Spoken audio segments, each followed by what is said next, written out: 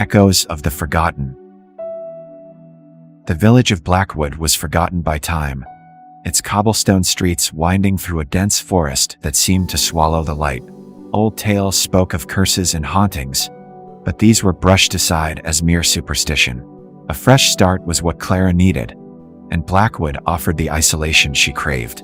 The sun was setting as Clara drove the winding road to her new home, the Blackwood Manor.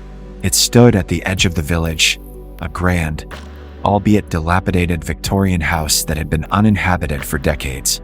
As she approached, she felt a shiver run down her spine, but she dismissed it as excitement mixed with fatigue. The manor's front doors creaked open, revealing a grand foyer covered in dust. The air was heavy with the scent of mildew and decay. Clara's footsteps echoed as she ventured deeper, her curiosity piqued by the intricate woodwork and faded paintings that adorned the walls. Upstairs, she found the master bedroom, its large windows overlooking the darkening forest. She set her bags down and lit a few candles, their flickering light casting eerie shadows across the room. Despite the manor's unsettling ambience, Clara felt an odd sense of belonging. She fell asleep to the sound of the wind rustling through the trees, dreaming of whispered secrets and shadowy figures. The night was still, the silence almost tangible. Clara woke abruptly, her heart racing. She strained to hear, but there was only silence. She lay back down, willing herself to relax, but the feeling of being watched persisted. She eventually fell into a restless sleep, plagued by dreams of ghostly apparitions and echoing voices. Morning brought a sense of relief. The sunlight streamed through the windows, dispelling the shadows of the night. Clara decided to explore the manor, hoping to uncover its history. She wandered through the rooms, each one revealing layers of neglect and abandonment. In the library, she found a dusty journal. The leather cover was worn, and the pages yellowed with age. As she read, she realized it belonged to the manor's previous owner, Evelyn Blackwood. The entries were fragmented, filled with references to voices and apparitions. Evelyn wrote of a presence that haunted the manor, a presence that seemed to grow stronger with each passing day. Clara felt a chill as she read the final entry.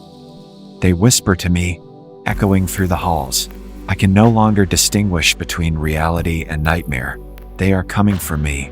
She closed the journal, her hands trembling. Was it possible that the manor was truly haunted? Clara shook off the thought.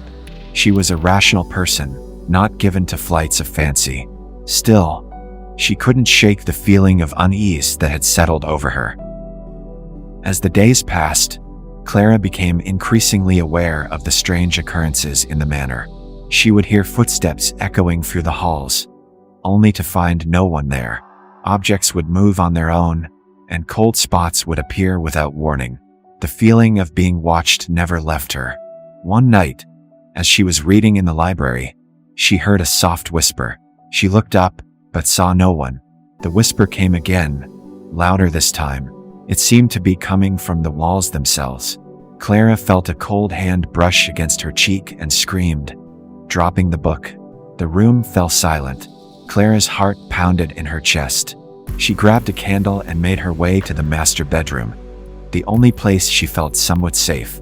As she lay in bed, she heard the whisper again, clearer this time. "Help us," it said. Clara's blood ran cold. The next morning, she decided to visit the village. She needed to know more about the manor and its history. The villagers were reluctant to talk about Blackwood Manor, but an elderly woman named Agnes finally relented. "The manor has always been cursed," Agnes said. Evelyn Blackwood was a kind woman, but she dabbled in things best left alone. She tried to communicate with the dead, and something answered. Since then, the manor has been plagued by restless spirits. Clara listened, her skepticism waning. She returned to the manor with a sense of dread. As she crossed the threshold, she felt a cold breeze, and the whispers began again. "Help us," they repeated, growing more insistent. Determined to uncover the truth, Clara decided to conduct a séance. She found an old Ouija board in the attic and set it up in the library. As she placed her fingers on the planchette, she felt a surge of energy. "Is anyone here?" she asked, her voice trembling. The planchette moved slowly, spelling out a single word. "Yes." Clara took a deep breath. "Who are you?" she asked. The planchette moved again. "Evelyn." Clara's heart raced. "What do you want?" she asked. "Help us," the board spelled out. "How can I help you?" Clara asked, her voice barely above a whisper. There was a long pause before the planchette moved again.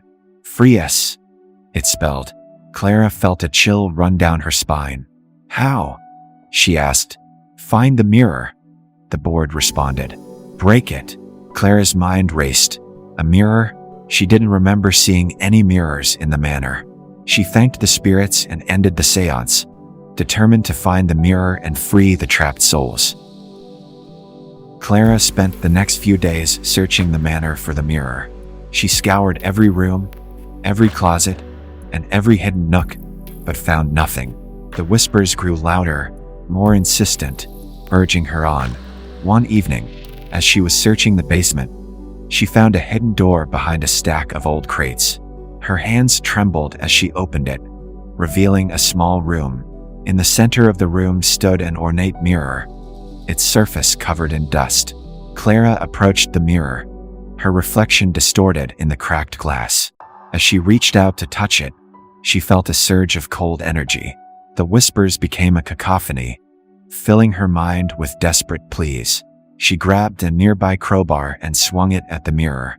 The glass shattered, and a blinding light filled the room. Clara shielded her eyes, feeling the presence of the spirits as they were released.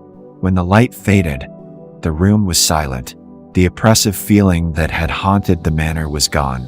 Clara felt a sense of relief wash over her. She had done it. She had freed the trapped souls. The days that followed were peaceful. The whispers ceased, and the manor felt lighter, almost welcoming.